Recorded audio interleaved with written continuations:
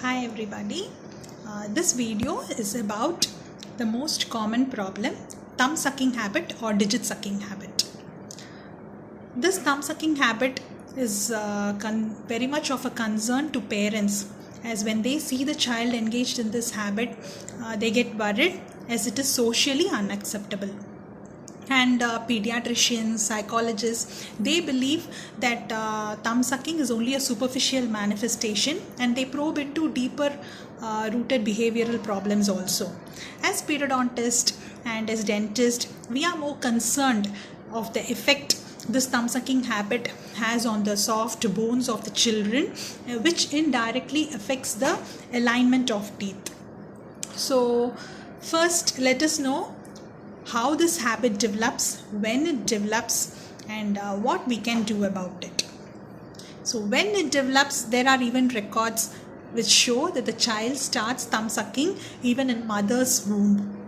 And once the child is born, the first reflex is the suckling reflex, and the child associates all the pleasurable feelings with the suckling reflex because it associates the warmth and comfort the child receives with the suckling reflex. And if the breastfeeding is not met properly, or the warmth and comfort of the mother is not felt properly, then also the child resorts to the thumb sucking habit. But that is not always the case, because almost 75% of infants involved in this habit, and it slowly resolves by itself also.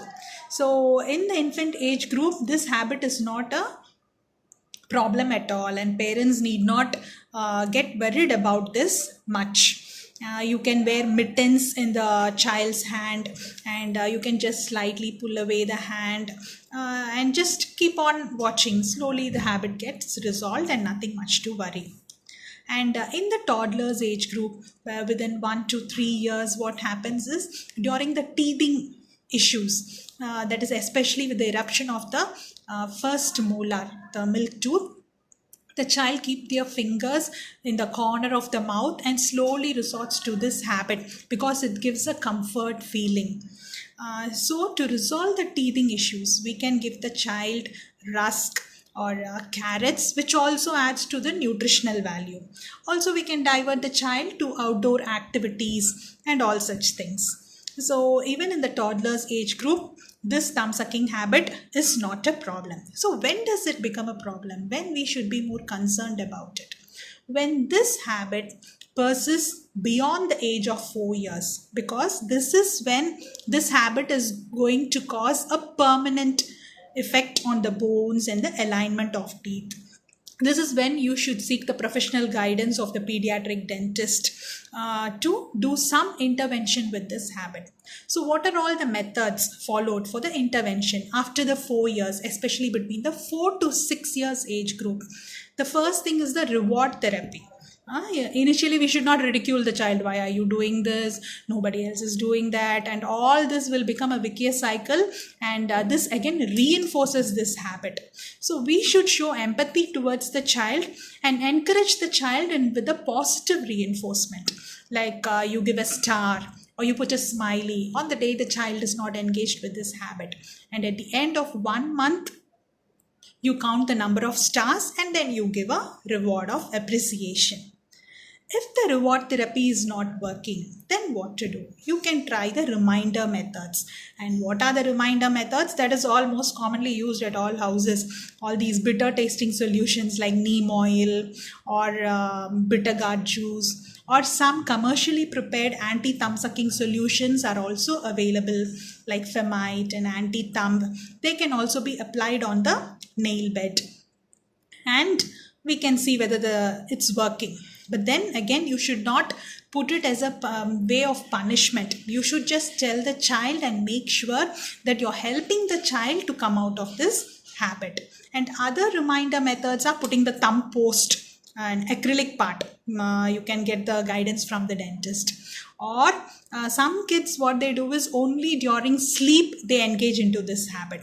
So for such children, we ask them to wear the long sleeve dresses of the father or the elder brother, so that the hand is not available for the thumb sucking habit.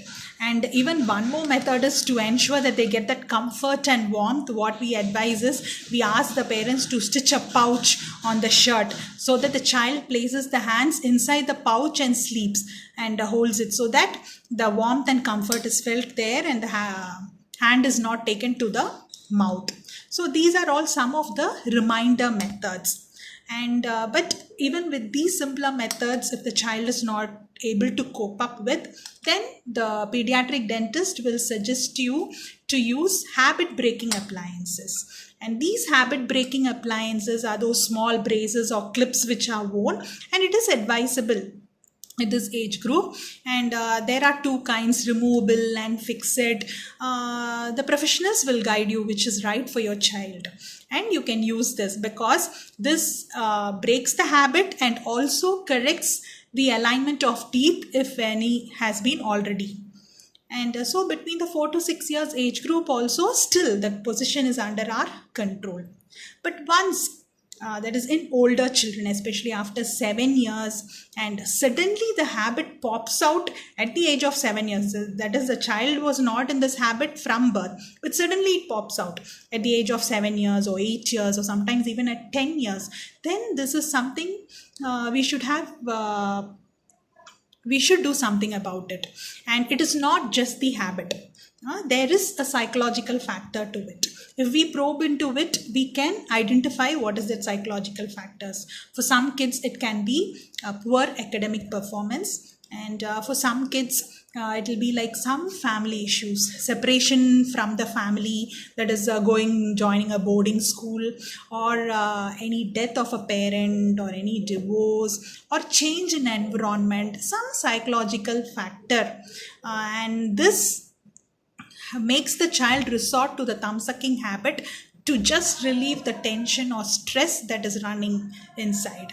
So in older children, the first step should be counseling. So counseling from the psychologist is the first step that should be done.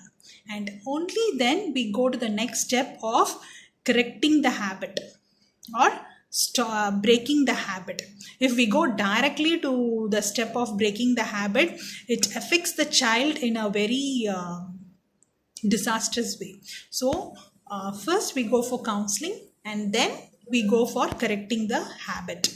So as caretakers and as professionals, we should work as a team and help the kids come out of this habit. Thank you.